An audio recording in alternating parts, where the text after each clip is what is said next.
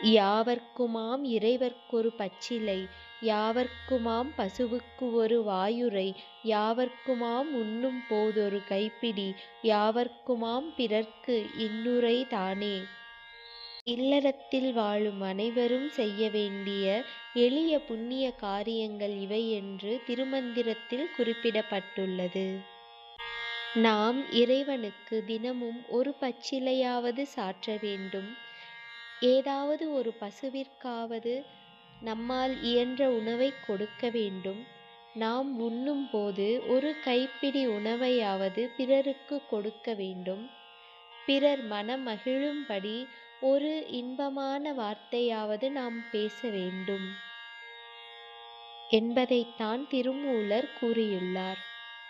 இதை செய்வதினால் இறைவனின் அருள் கிடைக்கப் பெற்று நாம் பல நன்மைகளை அடைய முடியும்.